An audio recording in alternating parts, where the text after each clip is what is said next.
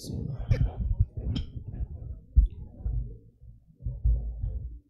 Bismillahirrahmanirrahim. Assalamualaikum warahmatullahi wabarakatuh. Innal hamdalillah nahmaduhu wa nasta'inuhu wa nastaghfiruhu wa nastahdi wa na'udzu billahi min shururi anfusina wa sayyiati a'malina may yahdihillahu fala mudilla lahu wa may yudlilhu fala hadiya lahu. Asyhadu an la ilaha illallah wahdahu la syarika lahu syahadatan najati 'inda Allah yaumil qiyamah. Wa asyhadu anna Muhammadan 'abduhu wa rasuluh balagha risalah wa adda al-amanah wa nasaha al-ummah wa jahada fillahi haqqa jihadih fa salawatu rabbih wa salamu alayhi. Qala ta'ala ya ayyuhalladzina amanu ittaqullaha haqqa tuqatih wa la tamutunna illa wa antum muslimun. Amma ba'd, fa inna asdaqal hadithi kitabullah wa khairal huda huda Muhammad sallallahu alaihi wasallam wa syarrul umuri muhdatsatuha wa kullu muhdatsatin bid'ah wa kullu bid'atin dhalalah wa kullu dhalalatin finnar. Kaum muslimin dan muslimat, wal hadirin wal hadirat, al musyahidin wal musyahidat, saudara-saudari dimanapun berada, rahimani wa rahimakumullah. Alhamdulillah, pada malam ini kembali Allah pertemukan kita di tempat yang insya Allah barokah, di dalam majelis yang paling mulia. Mudah-mudahan Allah Subhanahu wa Ta'ala selalu memberikan kepada kita kemudahan untuk bisa masuk dalam majelis mulia yang seperti ini, dan mudah-mudahan Allah Subhanahu wa Ta'ala menerima segala bentuk kebaikan dan ketaatan kita. Salat dan salam semoga senantiasa kita sampaikan kepada junjungan alam Nabi besar Muhammad sallallahu alaihi wasallam. Mudah-mudahan Allah Subhanahu wa Ta'ala memberi taufik kepada kita untuk bisa meniru dan mencontohnya serta meneladaninya. Mudah-mudahan Allah Subhanahu wa Ta'ala kumpulkan kita bersamanya dan bersama para nabiyin, para siddiqin, para syuhada dan salihin di yaumil qiyamah nantinya. Kaum muslim dan muslimat, kembali kita melanjutkan pembahasan Kitabul Kabair yang ditulis oleh Syekh Muhammad Ibn Abdul Wahab. Pada malam ini kita masuk kepada pembahasan yang ditulis oleh beliau pada pekan atau pada pertemuan yang lalu. Kita membaca muqaddimah, di mana di muqaddimah itu dijelaskan tentang bahwa dosa itu terbagi kepada dua, dosa besar dan dosa kecil. Nah, dosa besar itu ada dua jenis. Yang pertama adalah dosa yang tergolong kepada kufur dan kesyirikan. Ini dosa besar yang paling tinggi. Yang kedua, dosa kesyirikan tetapi atau dosa besar yang tidak sampai pada tingkat kekufuran. Nah, ini contohnya adalah minum khamar, mencuri, ya, berjudi dan lain sebagainya. Nah, ahlus sunnah di dalam menyikapi kelompok yang pertama, dosa kekufuran dan kesyirikan, ahlus sunnah menyebut pelakunya kafir dan musyrik, dan di hari kiamat mereka khalidina finnar. Adapun ahlus sunnah di dalam menyikapi dosa yang tidak sampai kepada kesyirikan, dia dosa besar tapi tidak masuk ke dalam dosa kesyirikan, seperti dosa-dosa apa tadi? Mencuri, minum khamar, berjudi, membunuh dan sebagainya. Maka ahlus sunnah mengatakan di hari kiamat kelak disebut dengan sebutan tahta masyiatillah, atas kehendak Allah. Jika Allah azab, maka diazab. Jika Allah ingin ampunkan, maka Allah ampunkan. Nah, di dalam bab ini ada beberapa sekte di dalam Islam yang berbeda. Yang pertama adalah kaum Khawarij. Orang-orang Khawarij menyebut pelaku dosa besar itu, ya, kafir, tanpa membedakan mereka antara kesyirikan dan bukan kesyirikan. Yang penting pelaku dosa besar bagi orang-orang Khawarij disebut dengan kafir, dan di hari kiamat di akhirat tempatnya di mana? Di neraka. Nah, kaum Mu'tazilah menyebut dosa besar ini selain dosa kesyirikan di dunia ini disebut mereka ini berada di posisi manzilatun bainal manzilataini, ya, antara dua kedudukan. Dia tidak kafir, tidak pula beriman. Disebut dengan apa? Manzilah bainal manzilataini. Nah, ini kata orang Mu'tazilah. Tetapi di hari kiamat, di akhirat kelak, sama dengan orang-orang Khawarij. Mereka ini di dalam neraka. Sebutannya mereka di dunia berbeda, ya, bahwa mereka mengatakan manzilatun bainal manzilati. Inilah bid'ahnya orang Mu'tazilah. Dan ini menyelisihi pendapat Ahlus Sunnah. Yang sahih bahwa pelaku dosa, ya, pelaku dosa besar yang tidak masuk kategori kesyirikan disebut apa? Oleh Ahlus Sunnah apa sebutan? Fasik. Pelaku dosa besar, minum khamar, mencuri, kemudian berjudi, membunuh, ya kan? Maka disebut pelakunya dengan fasik. Di hari kiamat Ahlus Sunnah mengatakan tahta masyiatillah. Paham tak nih yang saya sebut? Paham ya? Paham tak? Atau terlalu cepat? Enggak ada? Lanjut. Saya ulangi. Dosa terbagi kepada dua, dosa besar dan dosa kecil. Sini paham? Dosa besar ada dua kategori. Dosa besar yang pertama adalah kekufuran dan kesyirikan. Baik. Pelakunya oleh Ahlus Sunnah disebut dengan kafir dan musyrik. Kufur itu perbuatannya, pelakunya kafir. Asyirku itu dia yusyrik billah perbuatannya, maka pelakunya disebut dengan musyrik. Oke. Ahlus Sunnah menyebut mereka ini kafir dan musyrik. Di hari kiamat tempatnya di mana? Di neraka berdasarkan ayat Allah Subhanahu wa taala. Baik.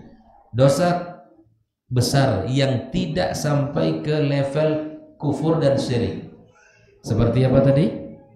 Membunuh, terus berzina, berjudi, dan sebagainya, masih banyak ya. Maka mereka ini oleh Ahlus Sunnah disebut dengan fasik, orang berbuat kefasikan, atau disebut juga dengan sebentar kan, naqisul iman, orang yang imannya berkurang. Baik. Di hari kiamat mereka ini bagaimana? Tahta masyiatillah. Artinya apa itu? Atas kehendak Allah. Jika Allah azab, Allah azab. Jika Allah ampunkan, maka Allah ampuni. Sampai di sini jelas? Baik.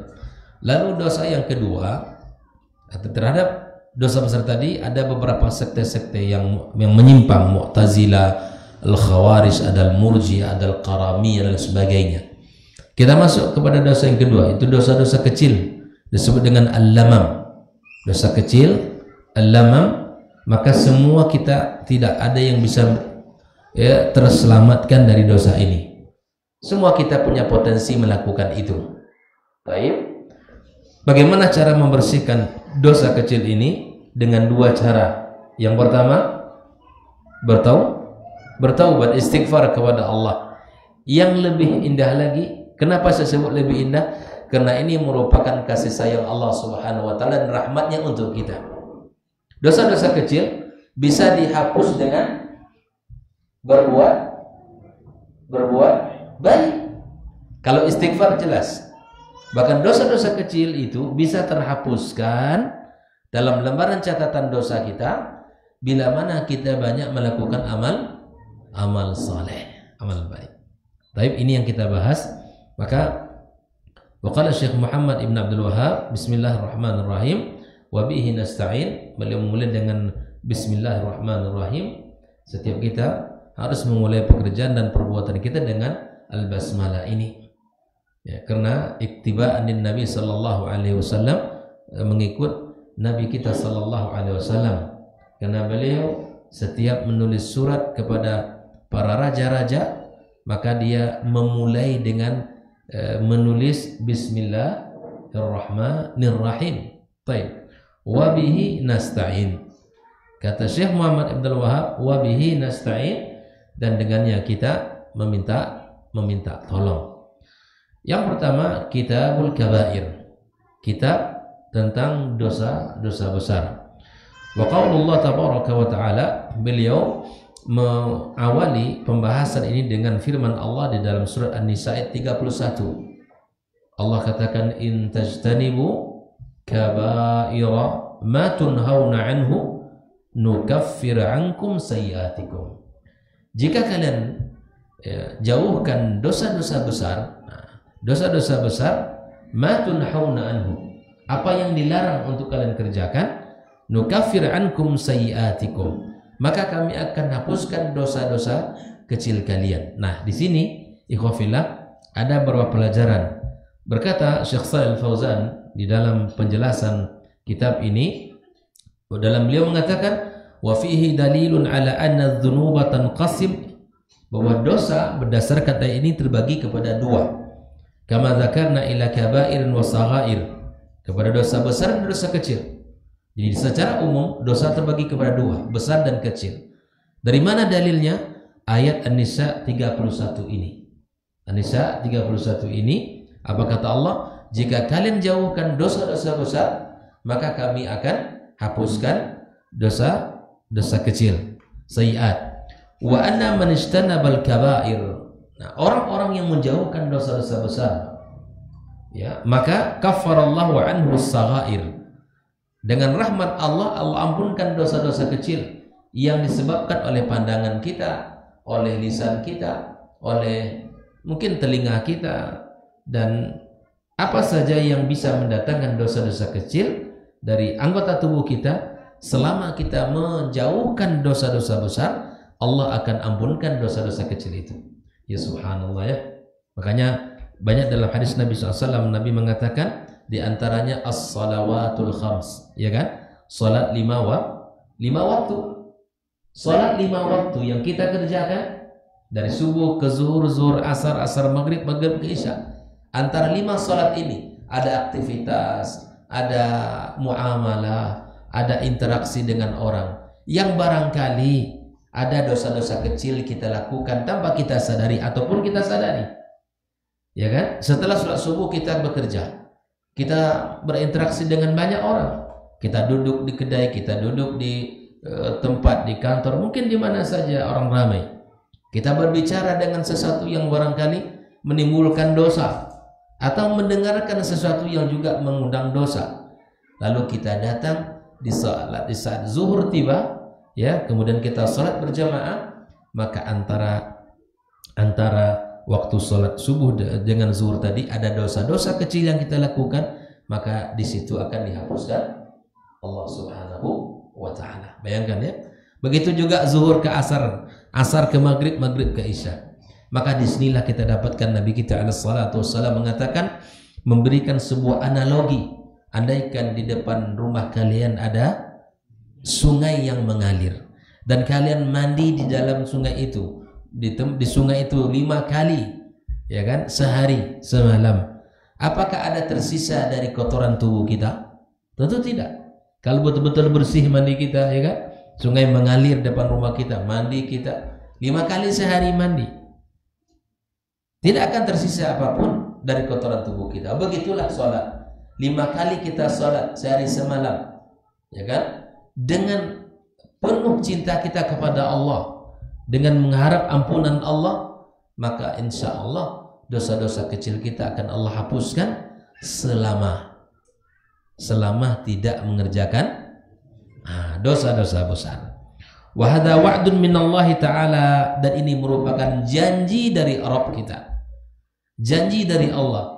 Hampir para ulama mengatakan tidak ada seorang pun yang selamat dari dosa kecil ini. Tidak ada. Hampir tidak ada yang selamat dari dosa kecil ini. Tetapi Allah dengan rahmatnya, dengan kasih sayangnya, Allah memberikan kepada kita cara untuk menghapuskannya. Di samping kita beristighfar kepada Allah, bertaubat, minta ampun kepadanya, kita di saat melakukan amal soleh, disitulah amalan dosa-dosa kecil itu akan berguguran. Baik.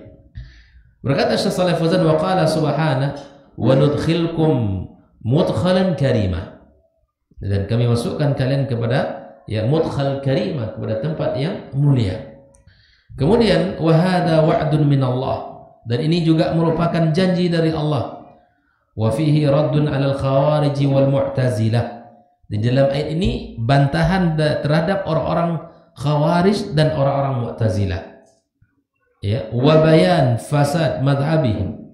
Dan ini juga menunjukkan bahwa rusaknya keyakinan mereka. Orang-orang mu'tazilah, orang-orang khawarij, pelaku dosa besar, bagi mereka tidak dibedakan antara kekufuran dan kesyirikan. Di hari kiamat mereka masuk neraka. Ya. Wa bi za'bihim anna al-kaba'ir tukhrij murtakibiha minal millah. Mereka meyakini bahwa pelaku dosa besar itu keluar dari Islam.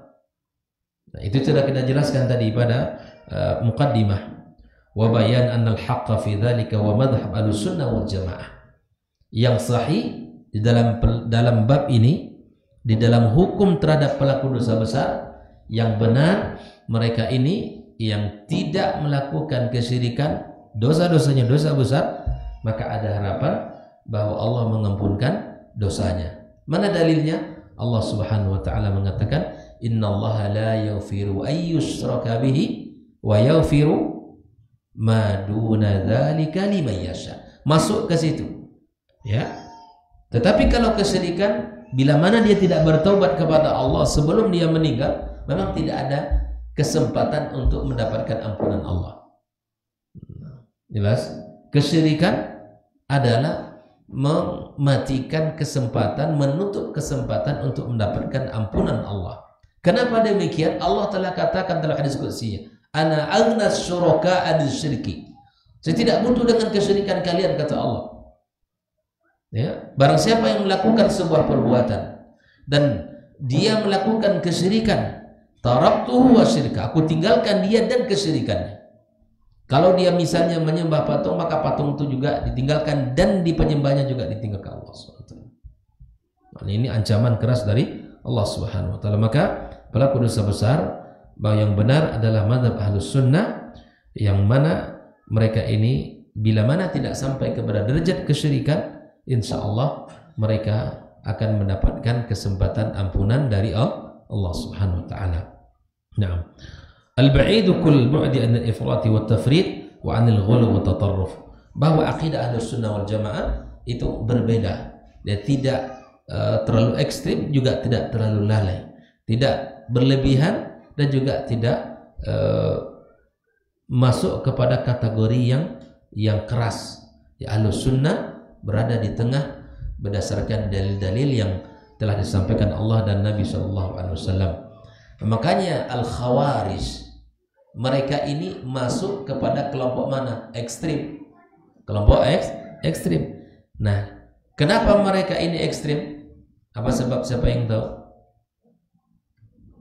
Kan pelaku dosa besar kata mereka kafir, di akhirat neraka. Kenapa mereka berkeyakinan seperti ini? Karena mereka ini orang-orang Khawarij hanya bersandar kepada ayat-ayat ancaman. Innallaha syadidul iqab.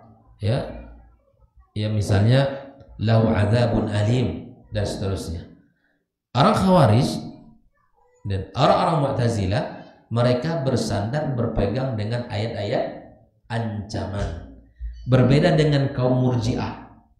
Kaum Murji'ah ini maksiat tidak akan berpengaruh terhadap iman. Allah Maha Pengampun. Apa sebabnya mereka berkeyakinan seperti ini? Karena berpegang kepada ayat-ayat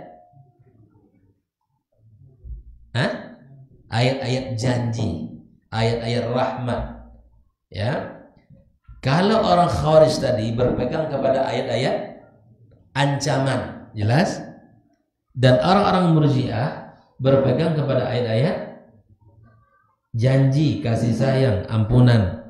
Jadi yang ini terlalu lemah, terlalu mengedepankan ya harapan kepada Allah, sementara dia tidak berhati-hati di dalam beramal. Orang-orang Khawarij terlalu ekstrim sehingga sikap mereka salah.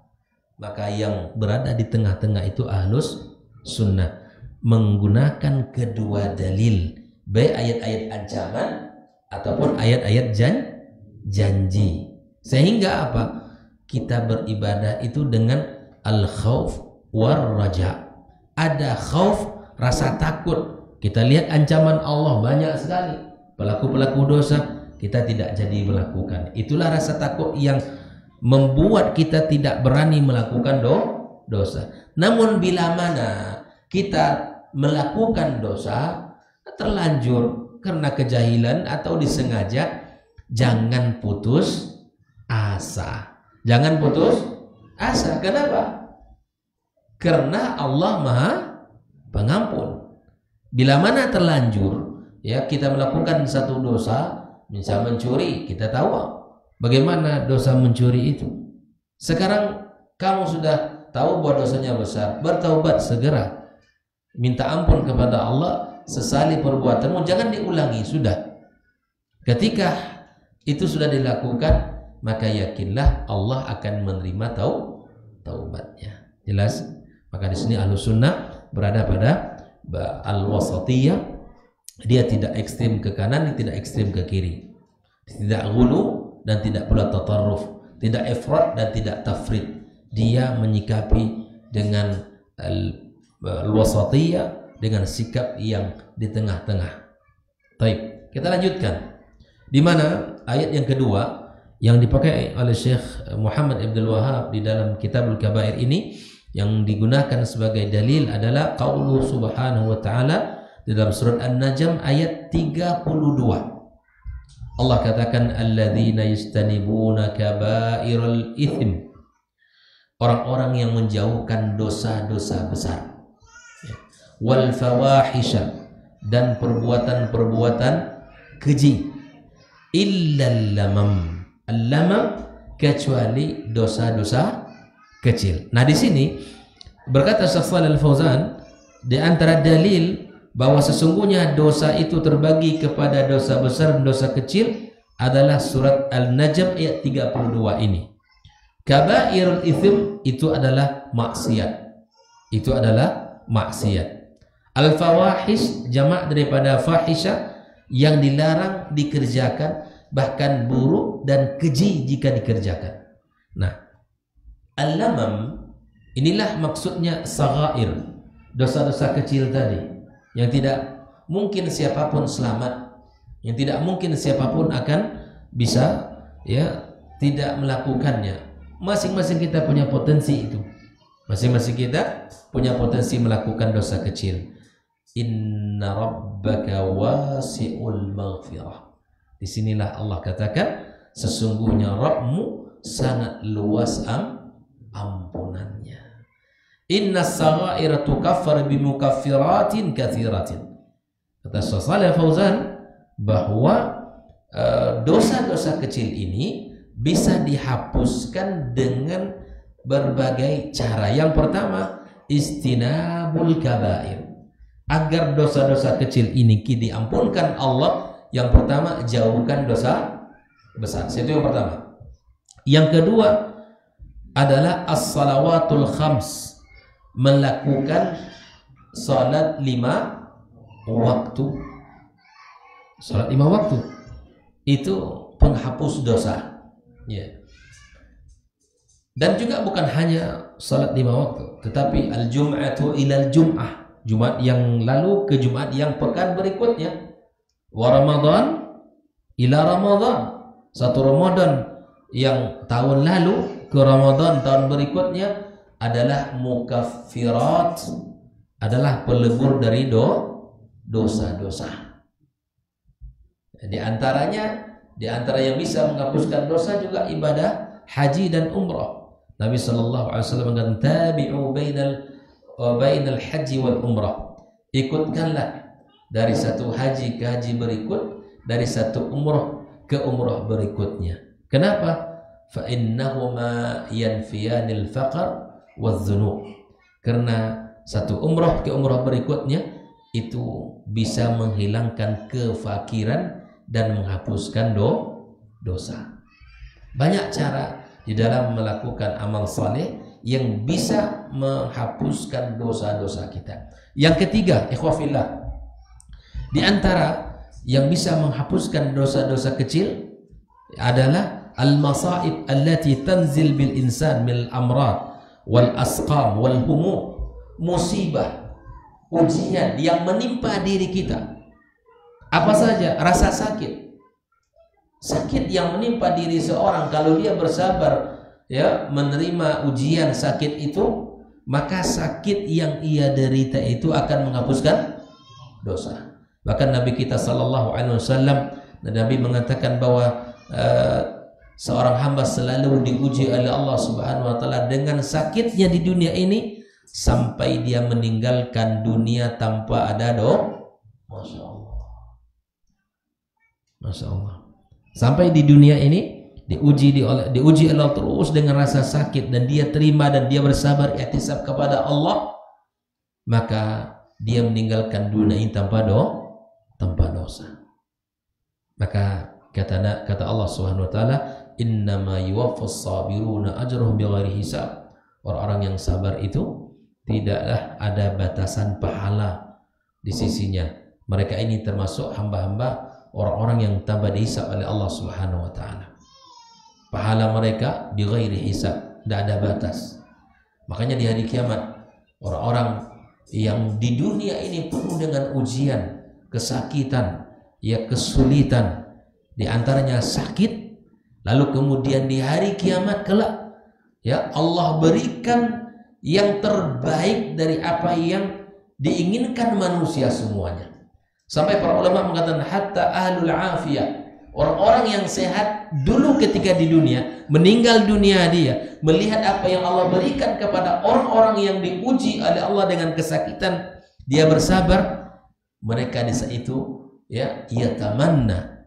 Mereka orang-orang yang sehat dulu ketika di dunia berharap, kenapa aku dulu di dunia tidak sakit. Bayangkan tuh. Tapi kan tidak seindah yang itu dia. Tidak semua bisa bersabar dengan ujian itu. Ya kan? Makanya disinilah isbir. Ya. Jawabannya adalah ya as-sabr, sabrun jamil. Nabi Ayyub alaihi salam, Nabi Ayyub alaihissalam 18 tahun terbaring. Terbaringnya, sakitnya bukan sakit bisa berdiri berjalan, tidak bisa. Terbaring di atas kasur 18 tahun lamanya. Sampai sahabat-sahabatnya kaum muslimin bosan menjenguk dia. Keluarlah kalimat bosan menjenguk Ayyub ini. 18 tahun wak jenguk tahu tidak saya sehat kan? Ya kan? Dia seorang Nabi. Sampai istrinya mengatakan, wahai suamiku, mintalah sama Allah kesembuhan. Kata dia kepada istrinya, inilah ujian yang Allah berikan. 18 tahun waktu yang singkat, Allah berikan kepada kita kesehatan, kemewahan, anak, harta melebihi dari 18 tahun ini. Ya Allah. Ya? Nggak tahu deh. Nabi Ayyub alaihissalam. Jadi, makanya kemudian larilah semua orang dari dia sampai ada ya, tinggallah dia terakhir, dan kemudian Allah berikan air yang kemudian hadir di ujung kakinya, lalu kemudian dia mandi dan kemudian sembuh dari penyakitnya. Ayyub itu nabi yang kaya, nabi yang mewah, sejahtera, tapi kemudian Allah berikan ujian yang berat kepada Ayyub alaihi salam. Allah katakan, inna wajadnahu sabir, kami dapatkan dia seorang nabi yang bersabar. Baik. Jadi masalah dosa kecil ini juga dihapuskan Allah dengan rasa sakit, ya, minal amrad wal asqam yang menimpa diri seseorang, ya kan, menimpa diri seseorang rasa lama sakitnya, maka sering kita katakan insyaallah kafarah, ya kan, insyaallah kafara. Semoga Allah ini menjadikan sebagai pelebur dari dosa-dosa kalian. Wal humum, ternyata masalah gitu ya, masalah yang tiba, yang membuat hati kita tidak tenang, kemudian ujian dunia, wa mautul aqarib, meninggal orang-orang yang dia cintai, karib kerabatnya, orang tuanya, ayahnya, anaknya, saudaranya, itu adalah kesedihan dan itu adalah ujian. Bila mana dia bersabar di dalam menghadapi ujian tersebut, maka insya Allah dosa-dosa kecil akan dihapus. Hatta syauka, sampai-sampai duri, yusakuhal muslim, yang menusuk ya, kulit kita, mungkin kaki kita, tangan kita, ya, duri ataupun yang lainnya, maka bila mana dia menerima, ya, ujian itu dengan kesabaran, maka juga merupakan pelebur dari dosa-dosanya. Fakullu hadhihi mukaffiratus saghair, dan semua ini adalah ujian tadi penghapus dosa-dosa kecil. Wa hadza min fadlillahi azza wa jalla, dan ini rahmat Allah dan karunia-Nya. Di sini disebutkan 3, ya, penghapus dosa kecil. Yang pertama apa tadi? Menjauhkan dosa-dosa besar. Yang kedua, salat 5 waktu, ibadah secara umum. Ya, sudah saya sebutkan beberapa ibadah tadi. Kemudian yang ketiga adalah segala bentuk ujian dan cobaan yang menimpa kita, ya, sampai duri yang menusuk kulit kita, kaki kita, tangan kita. Bila mana bersabar, insya Allah itu adalah bagian yang bisa menghapus dosa-dosa kita. Baik. Wa kadzalika qaulu subhanahu wa ta'ala fil ayatil ukhra, walladzina yastanibuna kaba'irul itsm wal fawahisha, orang yang menjauhkan dosa-dosa besar dan al-fawahish dan perbuatan keji. Wa idza ma ghadibu hum yaghfirun, wa idza ma ghadibu hum yaghfirun. Di sini kata Syekh Shalih Fauzan, dalil akhar ala anna al-atham tanqasim ila qismaini, bahwa 3 ayat ini dijelaskan atau dinukilkan oleh Syekh Muhammad bin Abdul Wahab, menunjukkan bahwa dosa itu terbagi kepada 2, dosa besar dan dosa kecil. Ingat, ya. Baik. Lalu setelah itu Syekh Muhammad bin Abdul Wahab menukilkan sebuah riwayat Abu Jarir an Ibnu Abbas radhiyallahu ta'ala anhuma, dia berkata, al-kabairu kullu dhanbin khatamahu Allah binarin aw la'natin aw ghadabin aw adzabin. Setelah beliau menjelaskan dalil Al-Qur'anul Karim, ya, tentang dosa besar dan dosa kecil, lalu kemudian Syekh Muhammad bin Abdul Wahab ingin menjelaskan apa sih pengertian dosa besar itu. Apa sih pengertian dosa besar itu? Kata beliau, dosa besar adalah setiap dosa yang Allah Subhanahu wa ta'ala berikan neraka, atau berikan laknat, atau murka dan azab. Di setiap perbuatan yang kemudian Allah Subhanahu wa ta'ala berikan, baik itu neraka ataupun laknat, misalnya la'anallah, misalnya disebutkan kata laknat, atau kata ghadab, murka, atau azab. 4 ini, setiap perbuatan yang kemudian Allah Subhanahu wa ta'ala dia sebutkan, imma dia diancam dengan neraka, atau dia dilaknat, atau dia dimurkai, atau dia diazab. Nah, inilah pengertian dosa besar itu. Nah, Syekh Shalih Fauzan mengatakan al-kabair hiya al-ma'asi ma nahallahu anhu. Fal aslu fi ma nahallahu anhu annahu ma'siyatun wa muharram. Setiap dosa apapun dia, maka hukum asalnya adalah haram dikerjakan. Lakin in rutiba alaihi wa'idun fil akhirah, maka bila mana dosa itu terdapat dalil yang menyebutkan bahwa ia diancam di akhirat kelak, atau di dunia ini diberikan hukuman had, di dunia, misalkan dosa-dosa besar seperti ya dirajam, kan? Kemudian dipotong tangannya, itu perbuatan dosa besar. Wa illam yatarattab alaihi 'uqubah wala wa'id fa innahu ma'siyatun saghiratun yadkhul min babil lamam. Jadi kalau begitu apa? Kita harus tahu dalil. Agar kita tahu ini dosa besar atau bukan, berarti kita lihat dalil-dalilnya. Adakah dalam dalil itu disebutkan tentang neraka, ya? Ataukah ancamannya dilaknat, ataukah dimurkai, ataukah azab, Bila mana ada 4 ini, pada setiap perbuatan dosa ada ancaman yang 4 ini, maka itu adalah dosa. Selebihnya masuk kepada dosa. Nah, itu saja rumusannya. Bila setiap dosa diancam oleh Allah dengan 4 itu, maka itu dosa. Sudah. Oke, ya. Lalu kita lanjutkan. Makna khatamahu Allah ay khatama dzikrahu bi an tawa'ada Allah 'alaihi bin nar. Misalnya la'ana man fa'ala wa la'ana rasul fa huwa kabiratun. Perbuatan sangat banyak ini, dan la'ana, ya.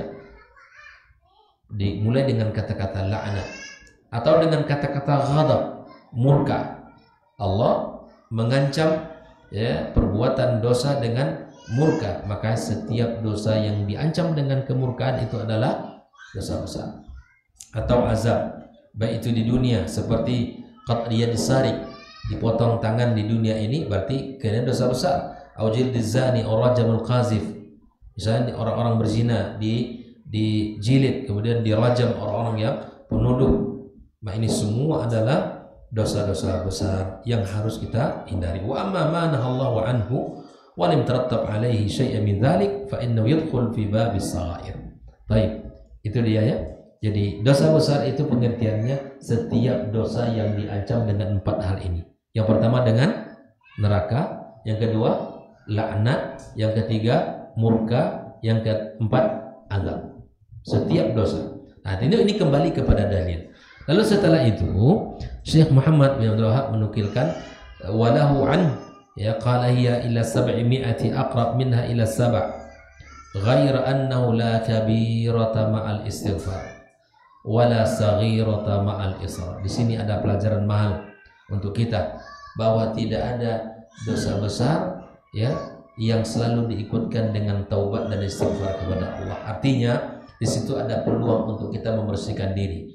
Wala saghirata ma'al israr, dan ingat tidak ada dosa kecil, ya, yang selalu dikerjakan. Yang ini kan dosa kecil mana?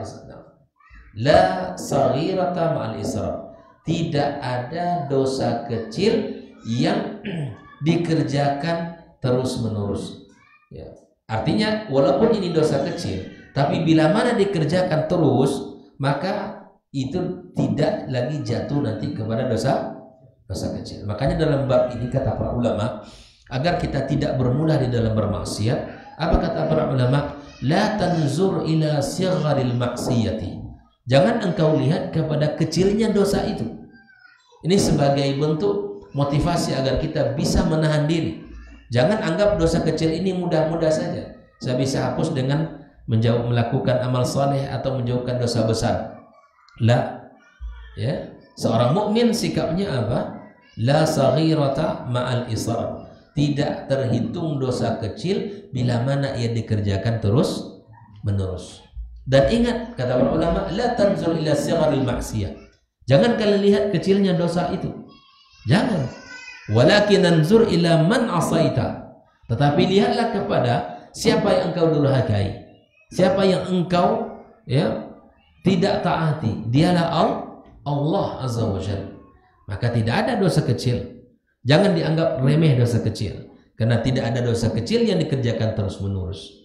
Nah, dalam bab ini hati-hati, jangan memandang remeh, tetapi lihatlah kata para ulama, siapa yang engkau durhakai, siapa yang engkau langgar Allah Subhanahu wa ta'ala, zat yang telah memberikan kepada kita nikmat, ya, segala bentuk kecukupan, ya, kasih sayang yang sangat banyak, nikmat yang tak pernah terputus kepada kita. Allah Subhanahu wa ta'ala, ya, memberikan itu, dan kita tidak boleh menganggap itu kecil, dan jangan pernah kita menganggap itu mudah untuk dikerjakan. Nah, di sini disebutkan oleh beliau, fa hunaka akbar, ya, akbarul kabair, wa hunaka ma huwa kabairu has. Nah, disinilah kata Syekh bahwa dosa besar itu ada yang akbarul kabair, ada dosa yang besar yang paling besarnya, dan ada dosa besar yang disebut besar saja. Ay laysat min akbaril kabair. Fal kabair mutafawit. Dosa besar itu bertingkat-tingkat. Tidak satu dia. Dosa besar itu bertingkat-tingkat.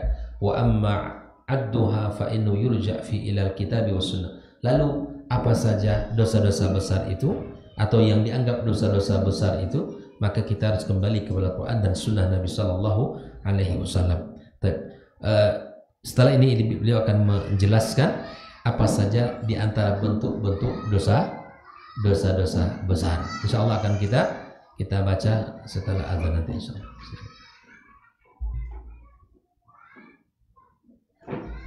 Pakai mic.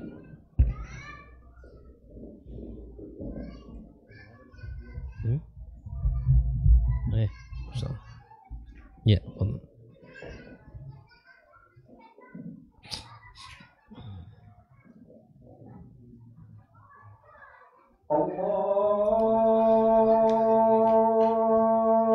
Akbar, Allahu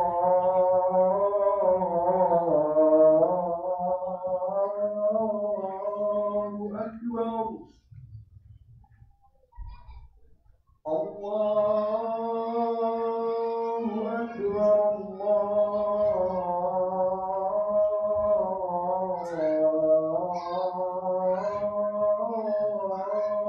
Akbar, Allahu Akbar, Allah. Asyhadu an la ilaha illallah.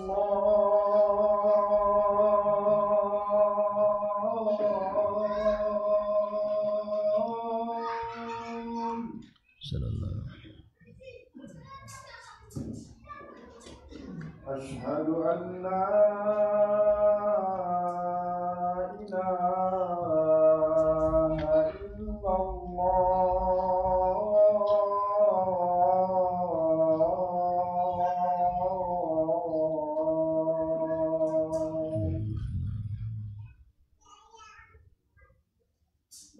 أشهد أن محمدا رسول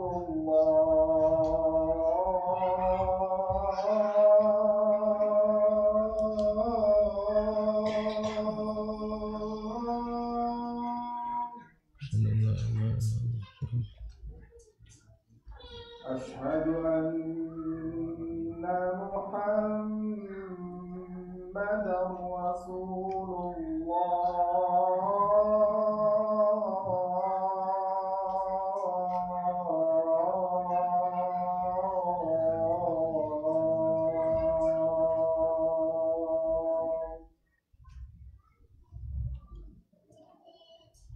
حي على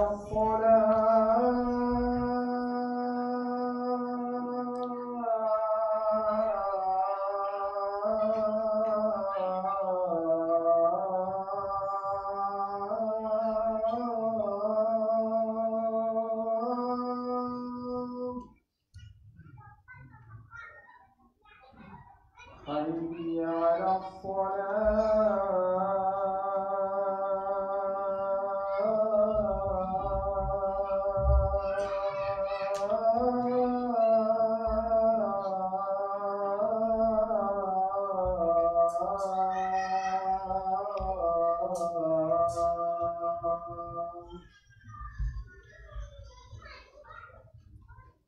حي على الفلاح حي على الفلاح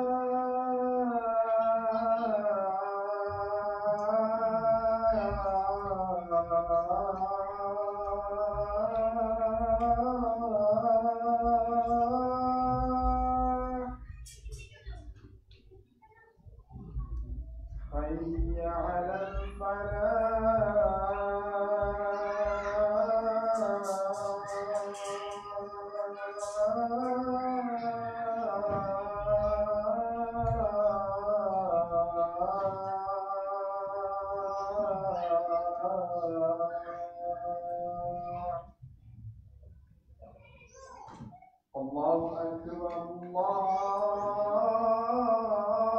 Akbar. Allahu Akbar. La ilaha illallah.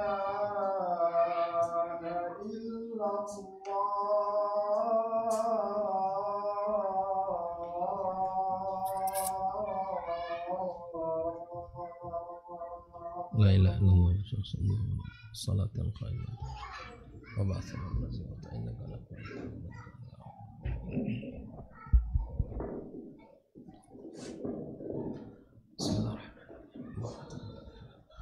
Bismillahirrahmanirrahim. Kita lanjutkan. Dan terkait dengan dosa-dosa besar ini, banyak para ulama yang menulis kitab-kitab, di antaranya adalah Al-Dhahabi menulis juga tentang Al-Kabair, dan ini di antara kitab yang ma'ruf oleh para ulama tentang dosa-dosa besar ini. Dan ada juga Ibnu Hajar Al-Haytami juga menulis tentang dosa-dosa besar ini. Dan kitab yang sedang kita baca ini tentang Al-Kabair yang dikarang oleh Syekh Muhammad Ibn Abdul Wahab. Berapa sih jumlahnya dosa besar itu? Ada yang mengatakan ada yang 70 seperti yang dihitung oleh Al-Dhahabi, sekitar 70 dosa besar. Tetapi Ibnu Hajar Al-Haytami menulis lebih dari 400 dosa besar. Lebih banyak ya. Ibnu Hajar menyebutkan lebih dari 400. Dan Al-Dhahabi, Al-Hafidh Al-Dhahabi yang menyebutkan 70. Nah, di dalam Ibnu Abbas mengatakan bahwa ila 700 aqra minha ila 7, lebih banyak daripada itu, bisa sampai kepada 700 dosa besar.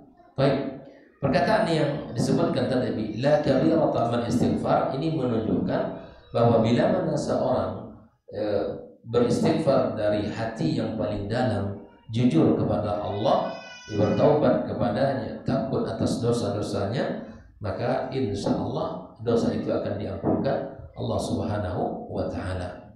Tapi kita ingat, tidak bermudah-mudah, mentang-mentang ini dosa kecil dibuat. Makanya kata ulama, la saghirata ma'al israr. Dia tidak ada dosa kecil yang dikerjakan terus menerus. Jangan mentang-mentang ini dosa kecil dilanggar teruslah, diabaikan tentang larangannya, tidak. Oleh karenanya seorang mukmin tidak boleh untuk bermudah-mudah di dalam melakukan maksiat sekecil apapun dosanya. Allah Ta'ala katakan agar kita berhati-hati, ya, walakinnallaha habbaba ilaikumul imana wa zayyanahu fi qulubikum. Allah ya menjadikan kepada kalian cinta terhadap iman, dan Allah jadikan iman itu ya wa zayyanahu fi qulubikum, Allah hiasi dia dalam hati kalian. Kita minta sama Allah agar iman itu adalah menjadi indah di dalam hati kita. Iman itu menjadi benteng kita. Iman itu yang menjadi ya sesuatu yang bisa kita rasakan. Nabi mengatakan bahwa iman itu ada rasa. Ya, kita rasakan sebagaimana kita merasakan minuman, manisnya atau pahitnya. Rasakan iman itu ada rasa. Bila mana tidak ada rasa berarti hampa. Dan disitulah nanti keimanan kita sudah mulai usang. Ya, mulai usang. Karena Nabi SAW mengatakan, innal imana la yakhluqu fi jawfi ahadikum kama yakhluqu thawb. Sesungguhnya iman di hati kalian itu juga bisa usang sebagaimana usangnya pakaian kalian. Artinya baju kita yang kita pakai cantik warnanya, ya bersih, wangi. Nah, kalau dipakai terus bisa pudar dia warnanya, sudah tidak bagus lagi sejak awal. Maka apa kata Allah? Karenanya kita tidak mampu menguasai hati kita dan tidak mampu kita bertahan di atas keimanan kita selalu. Fas'alullaha ayyujaddidal imana fi qulubikum. Rahasianya minta sama Allah agar Allah terus jadikan perbaharui iman di hati kita. Jadi minta, itulah rahasianya. Makanya di antara doa Ibnu Mas'ud radhiyallahu ta'ala anhu, Allahumma zidni imanan wa yaqinan wa fahman. Dafal Ibnu Mas'ud doanya, Allahumma zidni imanan wa yaqinan wa fahman. Ya Allah, tambahkan imanku, keyakinanku dan pemahamanku. minta sama Allah. Nah, ketika maksiat terus dikerjakan, maka hilang rasa iman dalam hati kita itu. Wa qarraha ilaikumul kufra wal fusuq wal isyan. Yang membuat kita tidak suka kepada kekufuran, kepada kefasikan dan maksiat adalah Allah. Minta sama Allah agar Allah jadikan iman itu indah di hati kita. Iman itu subur di hati kita. Iman itu gembur di hati kita. Minta sama Allah Subhanahu wa taala. Allahumma habib ilaina al-iman wa zayyinhu fi qulubina. Allah, jadikan kami mencintai keimanan dan jadikan dia hiasan dalam hati kami. Dan jadikan kami benci kepada kekufuran, kepada kefasikan dan kepada kemaksiatan. Bila mana hati kita sudah senang berbuat amal saleh, cinta kepada kebaikan, masya Allah, itu tanda iman kita sedang naik. Tapi bila mana hati kita tidak sedang menikmati kebaikan dan amal saleh, maka itu tanda iman kita sedang menurun. Yazidu bil ta'ah wa yanqusu bil ma'siyah. Baik. Ikhwan fillah rahimakumullah. Lalu wali Abdul Razzaq ia ila 70 aqrab minha ila 7. Beberapa riwayat mengatakan wallahu taala alam, ada yang mengatakan 700, ada yang mengatakan 70 bentuk-bentuk dosa besar. Lalu kemudian Syekh Muhammad Ibn Al-Wahhab menyebutkan contoh di antara sekian banyak dosa besar. Beliau menunjukkan babu akbar kabair, bab yang menjelaskan tentang dosa besar yang paling besar. Ya, ada dosa besar, ada dosa besar yang paling besar. Baik, di dalam Sahihaini, kalau disebut dengan Sahihaini berarti dalam kitab Sahih Bukhari dan Muslim. An Abi Bakrah radhiyallahu taala anhu qala, dia berkata, qala Rasulullah sallallahu alaihi wasallam, Nabi bersabda, ala unabbiukum bi akbaril kabair. Apa kata Rasulullah? Maukah kalian aku tunjukkan kepada kalian bi akbaril kabair, dosa besar yang paling besar. Qulna, maka sahabat berkata, ya bala ya Rasulullah, ya kami ingin tahu ya Rasulullah. Qala, maka Allah Ta'ala mengatakan, Nabi mengatakan di sini, al-isyraku billah, dosa besar yang paling besar yang pertama adalah al-isyraku billah, artinya apa? Kesyirikan kepada Allah. Syirik kepada Allah itu min akbaril kabair, dosa besar yang paling besar. Yang kedua apa kata Rasulullah? Wa uququl walidaini, apa itu? Durhaka kepada kedua orang tua. Ya Allah. Wa kana muttaki'an fajalas. Nabi ketika menyampaikan itu sedang bersandar, lalu dia duduk, gitu ya. Lalu dia duduk. Faqala ala wa qawlaz zuri ala wa syahadatu zur. Termasuk dosa besar juga adalah berkata dusta atau memberikan persaksian dusta atau palsu. Berkata dusta atau memberikan persaksian palsu, itu dosa besar yang paling besar. Berkata dusta. Fama zala yukarriruha hatta qulna laitahu sakat. Nabi terus mengucapkan berulang-ulang. Kata para sahabat, andaikan Nabi itu dia. Maksudnya apa? Bahwa Nabi mengulang-ulang kalimat itu menunjukkan bahwa itu dosa besar yang paling besar. Mari kita lihat beberapa penjelasan Syekh Shalih Fauzan dalam bab ini. Beliau mengatakan bahwa kita sudah tahu pada bab sebelumnya, di antara dosa itu ada dosa besar dan ada dosa kecil. Dan di antara dosa besar itu ada yang paling besar. Itulah yang disebutkan oleh Nabi kita sallallahu alaihi wasallam dalam hadis yang lain, istajibus sab'al mubiqat, jauhkan 7 dosa yang membinasakan. Dosa-dosa yang membinasakan itu yang mana? Qalu ya Rasulullah ma hunna? Apa dosa yang membinasakan itu? Asyirku billah, yaitu perbuatan syirik. Yang kedua kata Rasul as-sihru, apa itu? Sihir. Ya, perbuatan sihir. sihir. Yang ketiga, wa qatlun nafsil lati harramallahu illa bil haqq, membunuh jiwa yang diharamkan. Membunuh jiwa yang diharamkan seperti membunuh orang, ya, seperti yang dilakukan oleh kita lihat di Sudan hari ini. Auzubillah, 2000 rakyat sipil dibunuh oleh pemberontak. Auzubillah. Semoga Allah Subhanahu wa taala ampunkan dosa-dosa mereka yang terbunuh tadi. Nah, siapapun yang membunuh orang mukmin, ya, tanpa ada dosa yang dibenarkan oleh Allah, makanya kalau orang diqisas boleh apa tidak boleh, karena ini billati, artinya di sini dibolehkan, illa bil haq, artinya seseorang ini dibunuh karena aturan agama. Nah, dosa yang ketiga di antara 7 yang membinasakan itu adalah membunuh jiwa. Baik, yang keempat apa? Saya ulang, ada 7 dosa yang membinasakan. Yang pertama apa tadi? Syirik. Yang kedua, perbuatan sihir. Ya, perbuatan sihir.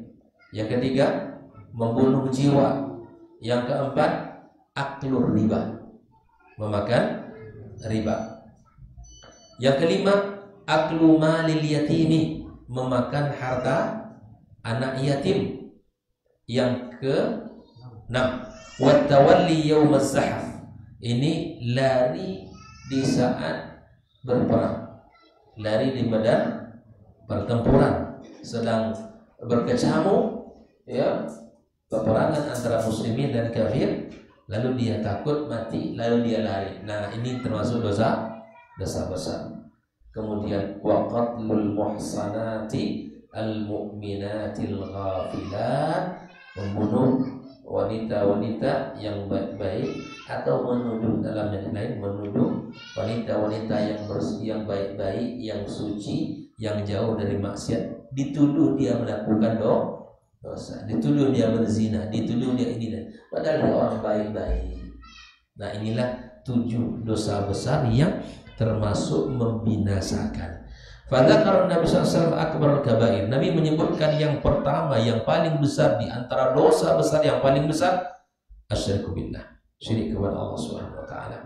Wa a'dhamuha al-itlaq. Kita tahu dosa yang paling, ya, yang paling tertinggi, ancamannya dari Allah adalah dosa syirik. Kenapa? Karena Allah tidak mengampunkan dosa itu kecuali dengan taubat. Siapapun yang melakukan dosa ini, maka segera bertaubat kepada Allah Azza wa Jalla. Wa sahibu mukhalad finnar, bila mana dia tidak bertaubat, mati dalam kesyirikan waliyadu billah, maka dia kekal dalam neraka. Bi khilafil kaba'ir allati duna syirik. Nah, ingat bahwa dosa besar yang tidak tergolong kepada kesyirikan, maka orangnya udziba sahibuha finnar au fa innahu la yukhalad, meskipun mungkin kena dosanya itu banyak, tetapi diazab dulu di neraka. Ingat, insyaallah dia akan tetap keluar dari neraka, tidak kekal dalam neraka. La yu'adzab, ya, waqad la yu'adzab, bisa jadi Allah ampunkan, tidak diazab Allah.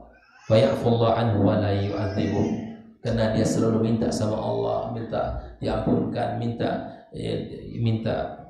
dimaafkan, maka bisa jadi Allah akan memaafkan dosa-dosanya.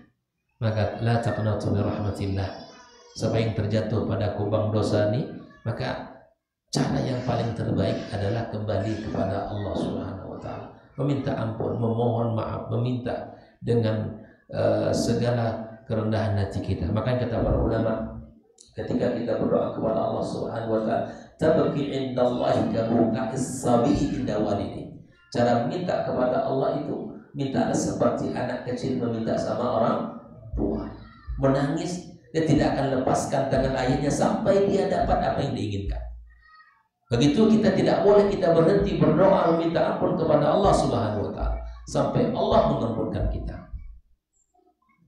Baik, maka kemudian yang kedua, di dalam hadis ini disebutkan oleh Nabi kita alaihi salatu wassalam adalah huququl walidaini, yaitu orang-orang yang durhaka kepada orang tua. Jangan sampai dosa ini dilakukan. Sampai Nabi mengatakan, celaka orang yang ketemu dengan kedua orang tua atau salah satu dari keduanya, tidak menyebabkan dia masuk ke dalam surga. Segera tunjukkan baktinya. Bila mana ada di antara orang tua kita masih hidup, jangan abaikan mereka. Carilah ridhanya dan carilah ridha orang tuanya, karena ridha Allah fi ridhal walidain wa suqtullah fi suqtil walidain. Caranya bagaimana? Bil qaulil hasan, dengan ucapan yang baik, atau dengan perbuatan kita yang membuat hatinya yang menyenangkan. Kenapa Uwais Al-Qarni disebut sebagai orang yang paling berbakti kepada Allah Subhanahu wa taala? Karena dia tidak jadi berangkat ke kota Madinah untuk menemui Rasulullah sallallahu alaihi wasallam, padahal hatinya pengen bertemu dengan Nabi. Tapi kata ibunya, "Jangan kamu pergilah, jaga ibu di sini." Tetapi berita itu sampai ke Nabi sallallahu alaihi wasallam. Sampai berita Uwais Al-Qarni ke Rasulullah sallallahu alaihi wasallam. Dia tinggal di Yaman, tapi beritanya sampai ke Nabi sallallahu alaihi wasallam karena dia anak yang berbakti kepada ibunya. Sampai kata Rasulullah SAW, jika kalian nanti bisa bertemu dengan Uwais Al-Qarni, maka mintalah doa kepadanya, karena doanya mustajab. Sehingga di masa Khalifah Umar bin Khattab radhiyallahu ta'ala anhu, Umar setiap kafilah jamaah yang datang dari Yaman, dia bertanya, ditunggunya itu, dinantinya, mana adakah Uwais Al-Qarni? Dicarinya terus. Nah, nampaklah satu kafilah dikatakan dia Uwais Al-Qarni. Lalu Umar datang kepadanya, mengatakan, "Kamu dari Qarn?" "Iya." "Kemudian kamu punya penyakit ada sedikit kulit, ada tersisa segini?" "Iya." "Lalu kemudian kamu benar-benar Uwais Al-Qarni?" "Iya." Maka kata dia, "Doakan saya." Ini seorang sahabat minta doa kepada, seharusnya dia sahabat juga, tapi dia tidak bertemu dengan Nabi sallallahu alaihi wasallam. Kata dia, Umar berkata, sesungguhnya Rasulullah SAW pernah bersabda bahwa di Qarn ada seorang anak remaja yang bernama Uwais Al-Qarni. Dia adalah anak yang berbakti. Kalau dia berdoa kepada Allah, Allah kabulkan langsung doanya. Maka Umar minta doa, dan akhirnya dia tidak mau dikenal oleh orang, menyembunyikan diri, kemudian dia bertemu. Begitulah Uwais Al-Qarni. Artinya apa? Begitu Allah muliakan orang-orang yang berbakti. Nah, sebaliknya Allah Subhanahu wa taala benci, azab dan siksa orang-orang yang mendurhakai orang tua. Jangan sampai hati mereka kita buat sedih dengan sikap dan ucapan kita. Bila mana masih ada hari ini, maka jangan tinggalkan mereka. Tunjukkan bakti kita dengan sebaik-baik yang bisa kita lakukan. Namun bila mana telah meninggal dunia, maka bukan berarti sudah habis dan terputus cara kita berbakti, tidak. Maka doakan dia, infakkan atas namanya, wakafkan atas namanya, lalu laksanakan misalnya umrohkan dia dan lain sebagainya. Nah, inilah cara-cara yang terbaik untuk kita berbakti kepada kedua orang tua kita. Maka hindari dosa yang besar yang kedua adalah mendurhakai kedua orang tua. Allah katakan, wa'budullaha wa la tusyriku bi syai'a wa bil walidaini ihsana. Sungguh sangat banyak ayat-ayat yang Allah sebutkan, Allah sandingkan antara bakti dengan Allah dengan kedurhakaan, dengan bakti kepada kedua orang tua. Bakti kepada Allah dan bakti kepada kedua orang tua sangat banyak ayatnya. Allah juga katakan, wa qadara rabbuka alla ta'budu illa iyyahu wa bil walidaini ihsana. Ikhwan fillah rahimakumullah. Di antara hal yang disebutkan dalam hadis ini, wa kana muttaki'an fajalasa faqala ala wa qawla az-zur ala wa shahadatu az-zur thumma fama zala yukarriru hatta qulna laitahu sakat. Alangkah Nabi mengulang-ulang kalimat itu. Nabi mengulang-ulang menunjukkan betapa besarnya dosa yang disebutkan tadi.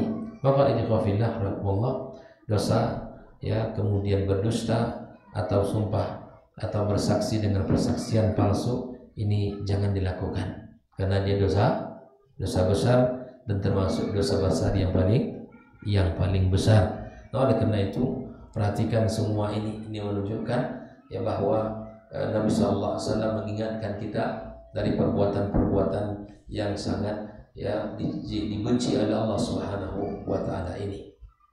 Baik, ikhwafillah, sedikit kita pembahasan tentang syahadatuz zur, asy-syahadatu allati syahida 'inda al-qadi. Ini kata Syekh, di saat misalnya kita diminta menjadi saksi. Jadi saksi, maka jangan pernah sekali-kali kita memberikan persaksian palsu, karena itu adalah dosa besar. Andaikan misalnya kita tidak sanggup berkata sesuatu, maka lebih baik kita tidak memberikan persaksian. Andaikan terancam nyawanya, jiwanya, keluarganya, hartanya, sudah, saya tidak mau ya mengatakan sesuatu yang tidak sebenarnya yang terjadi, karena bersaksi palsu adalah dosa yang termasuk dosa besar. Nah, jangan bermudah-mudah. Kata Syekh, kata sahala an-nas bi syahadati zur, banyak orang yang menganggap ini biasa-biasa saja. Dan ingat, dia adalah dosa yang mesti dihindari. Waladzi yashhadu sahibi syahadatan min hadzal naw' innama yadhurru wa la yanfa'u bi hadzal syahadah lianna adkhala alaihi wa la yastahiq. Tidak ada gunanya juga kita bersaksi palsu, bahkan justru itu akan mengakibatkan buruk kepada kita di dunia dan di akhirat kelak. Oleh karenanya, khafilahumullah, hindarkan dosa-dosa ini, dan semuanya sangat berbahaya di dalam kehidupan kita. Ya, seperti at-tazkiyah batilah. Misalnya ini tentang tazkiyah, memberikan tazkiyah ya. Ghairu ahli tazkiyah yadkhul fi bab syahadatiz zur. Kata Syekh, kalau kita tidak di dalam tazkiyah ini kita sebutkan begini, bila mana kita tidak mengenali ya dia bukan orang-orang yang ahli agama atau dia bukan yang baik akhlaknya, maka jangan ditulis tentang at-tazkiyah itu, karena dikhawatirkan, kata Syekh, ya ini akan ya berakibat bahwa kita masuk di dalam memberikan persaksian yang palsu. Baik, ikhwafillah, inilah hadis di antara dosa-dosa besar yang disebutkan oleh Syekh Muhammad bin Abdul Wahab dan ditambahkan oleh Syekh Shalih Al-Fauzan di dalam penjelasannya 7 dosa yang membinasakan di luar hadis yang disebutkan oleh Syekh Muhammad bin Abdul Wahab tentang dosa besar yang paling besar. Mudah-mudahan Allah Subhanahu wa taala memberikan kepada kita taufiknya dan kemudahan untuk senantiasa mengerjakan perintah-perintahnya serta meninggalkan larangan-larangannya. Ya, semoga kita bisa bertaubat kepada Allah Azza wa Jalla atas segala bentuk kesalahan dan dosa-dosa kita, baik itu dosa-dosa besar maupun dosa-dosa kecil kita. Mudah-mudahan Allah kumpulkan kita selalu dalam kebaikan dan ketaatan, ya, dan Allah kumpulkan kita di surganya bersama, sebagaimana Allah kumpulkan kita di dunia di dalam banyak kesempatan dan kebaikan. Barakallahu fikum wa sallallahu ala nabiyyina wa habibina Muhammadin wa ala alihi wa sahbihi ajma'in. Wassalamualaikum warahmatullahi wabarakatuh.